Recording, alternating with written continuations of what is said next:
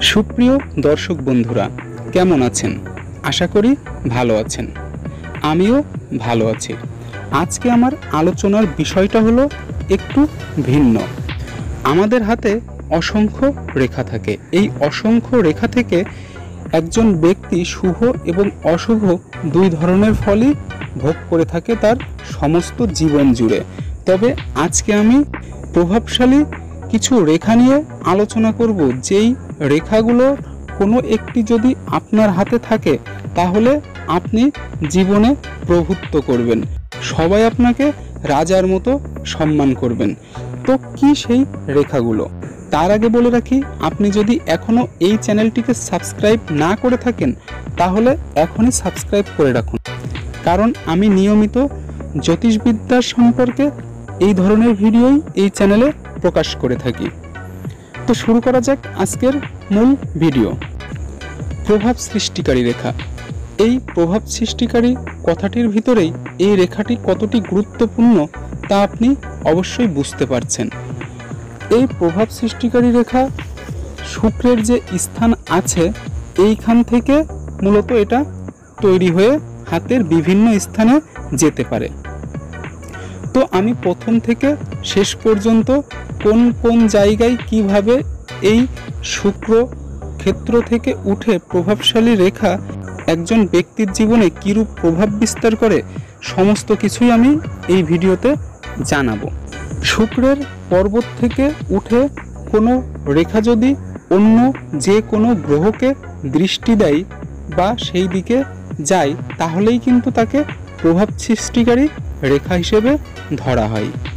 এই রেখার শুভ অশুভ ফল নিয়ে বিভিন্ন জ্যোতিষীদের মধ্যে বিভিন্ন ধরনের মতবাদ আছে, তবে আমি আপনাকে সঠিক যেটি সেটি জানাবো। এই রেখাগুলো সম্পর্কে আপনার জানতে হলে আপনার প্রতিটি গ্রহ সম্পর্কে ন্যূনতম জ্ঞান থাকা লাগবে, তাহলেই আপনি খুব সহজেই এই রেখার ফলাফল জানতে পারবেন। তাছাড়াও আয়ু রেখা থেকে যদি কোনো রেখা ঊর্ধ্বমুখী হয় জানবেন এই রেখাটিও প্রভাব বিস্তার করতে সক্ষম একজন ব্যক্তির উপরে। তবে আজকে আমি শুক্রের স্থান থেকেই আলোচনা করব। শুক্রের স্থান থেকে কোনো রেখা উঠে যদি আয়ু রেখা এবং ভাগ্য রেখাকে কেটে ওই রেখা চন্দ্রের দিকে দৃষ্টি দেয় তাহলে পুরুষ হলে সেই ব্যক্তি নারীর দ্বারা বাধাপ্রাপ্ত হবে এবং মানসিক অশান্তিতে ভুগবে, মনে মনে অনেক কষ্টও পাবে। আর যদি নারীর হাতে এরূপ রেখা থাকে তাহলে সেই নারী পুরুষ কর্তৃক বাধাপ্রাপ্ত হয়ে ভাগ্যহীনা হয়।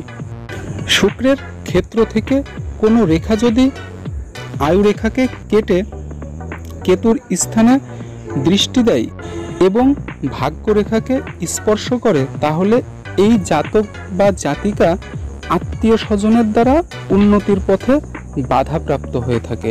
যে কোনো কাজ করতে গেলে তার নিকট আত্মীয়ই যেন তার বাধাপ্রাপ্তের মূল কারণ হয়ে দাঁড়াবে।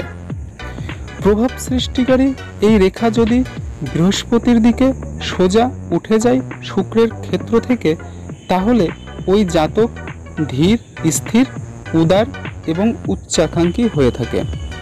সাথে শান্তিপ্রিয় এবং উপস্থিত বুদ্ধি থাকে এদের প্রচুর। যে কোনো কাজেই এরা সফল হয়। সাথে শেষ বয়সের দিকে অনেক ধনবান হয়ে যায়। এই রেখার আরেকটি গুণ হলো প্রচুর জীবনী শক্তি থাকে এই রেখার ভিতরে, যার কারণে কোনো ব্যক্তি কোনো কাজ করতে গেলে সফল ছাড়া কখনো বিফল হয় না। তবে এই রকম রেখা স্পষ্ট থাকা লাগবে, কোনো ভগ্ন, খণ্ড খণ্ড এবং ভাঙা ভাঙা থাকলে শুভ ফল পাওয়া যায় না। প্রভাব বিস্তারকারী রেখা যদি শুক্রের ক্ষেত্র থেকে সোজা শনিকে দৃষ্টি দেয় তাহলে জাতক বা জাতিকা মাথায় আঘাত পেতে পারে। তবে ব্যবসায় উন্নতি লাভ করার সম্ভাবনাও কিন্তু প্রচুর।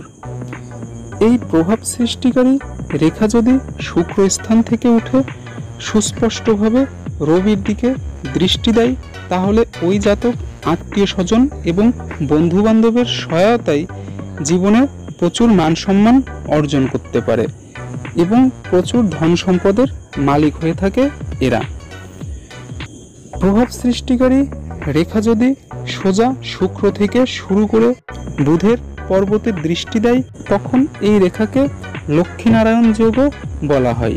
জ্যোতিষশাস্ত্র অনুযায়ী যাদের হাতে এই রেখা থাকে তারা ব্যবসায়ের ক্ষেত্রে প্রচুর অর্থ লাভ করে থাকে এবং ব্যবসায়ের যে কোনো বিষয়ে এরা পারদর্শী হয়। প্রভাব সৃষ্টিকারী রেখা যদি মঙ্গলের ক্ষেত্রের দিকে দৃষ্টি দেয় তাহলে জাতকের অর্থনাশ হয় এবং স্ত্রীহানি ঘটে। এই রেখা যদি শুক্র স্থানে উঠে চন্দ্র স্থানে সোজা গমন করে তাহলে জাতকের বিদেশ ভ্রমণ হয় এবং বিদেশ ভ্রমণে প্রচুর অর্থ লাভ হয়, কিন্তু বিপরীত কোনো লিঙ্গের দ্বারা বাধাপ্রাপ্ত হয়, যা আগেই আমি বলেছি। বৃদ্ধাঙ্গুলের মূল দেশ থেকে যদি এই রেখা উঠে সোজা শুক্র স্থান অতিক্রম করে গভীরভাবে আয়ুরেখার দিকে যায় তাহলে তাদের বিবাহ জীবন অনেক সুখকর হয়। কিন্তু এই রেখা যদি ছিন্ন ছিন্ন বা ভগ্ন অবস্থায় থাকে বা অস্পষ্ট থাকে তাহলে কিন্তু তাদের বিবাহ জীবন খুব বেশি সুখের হয় না। তো ভিডিওটি কেমন লাগলো অবশ্যই কমেন্ট করে জানাবেন। এই চ্যানেল থেকে যে কোনো ভিডিও সবার আগে পেতে চ্যানেলটিকে সাবস্ক্রাইব করে রাখুন এবং পাশে থাকা নোটিফিকেশন বেল আইকনের ঘন্টাটি বাজিয়ে রাখুন। দেখা হবে নতুন কোনো ভিডিওতে, সেই পর্যন্ত ভালো থাকুন, সুস্থ থাকুন। ধন্যবাদ।